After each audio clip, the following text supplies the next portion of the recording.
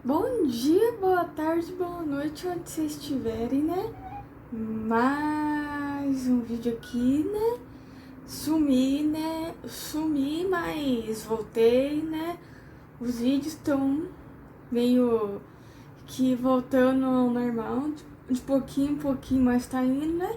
Dessa vez, né, vamos falar sobre um caso, né? De um de um acontecimento que ocorreu em São Paulo, né, que é o caso da Eloá Pimentel, né, e que ocorreu lá em meados de outubro de 2008, né, que socou muita gente, né.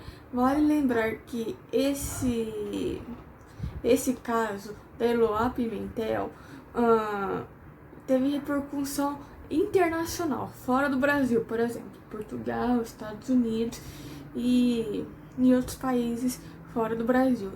E vale lembrar que esse é o cárcere privado mais longo da história, né? Então, depois da vinheta, vamos falar sobre o caso Eloá Pimentel. What do you want from me? Why don't you run from me? What? Então, gente, no caso da Eloá, eu não vou citar, não vou contar a história dela na época que era o ex-namorado dela, que era o Linderbang Alves Fernandes, que matou ela, que é o assassino, que tá preso hoje em dia, né? E eu não vou contar da relação deles, porque tem muitos vídeos, várias reportagens contando aqui nessa plataforma, que é o YouTube.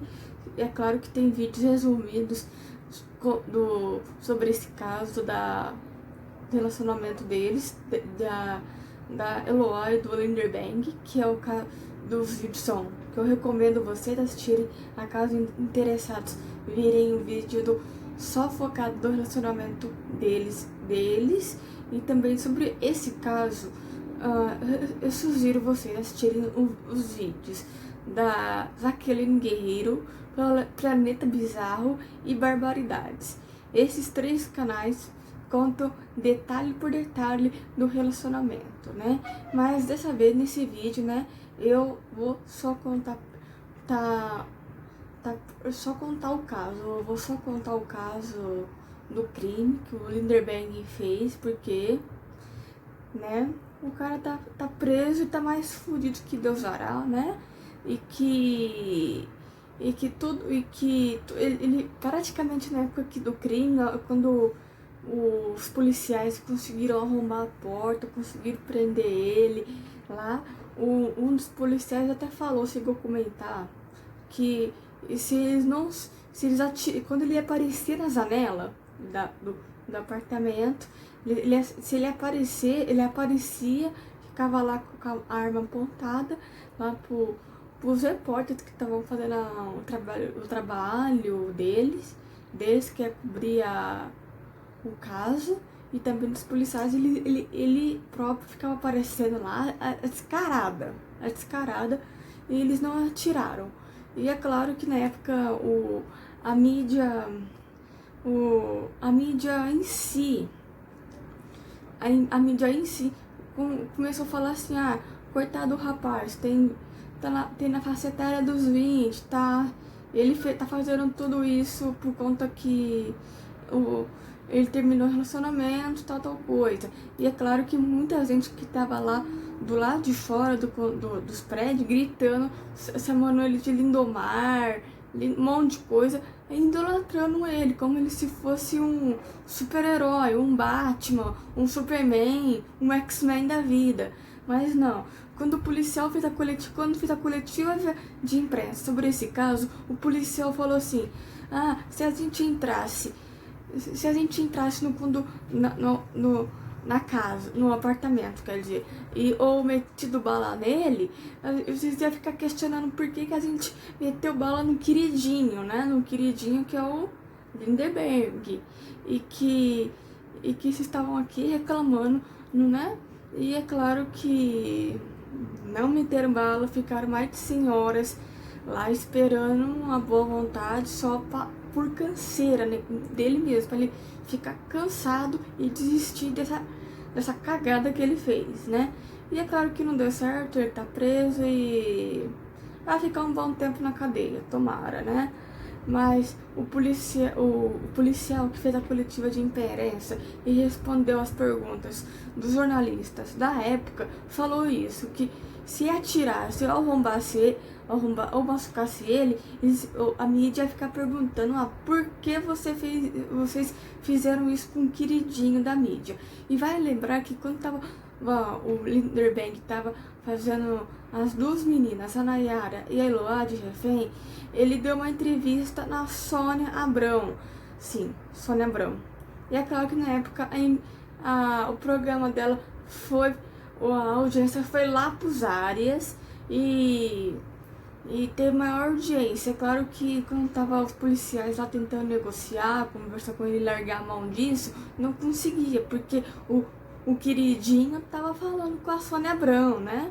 E é claro que vamos falar agora sobre o caso Eloá mais resumidamente. Mas enfim, então vamos começar pelo seguinte. O caso Eloá Pimentel ocorreu no dia 13 de outubro de 2008. Foi o maior cárcere privado da história, só terminando o cárcere privado no dia 17 de outubro de 2008.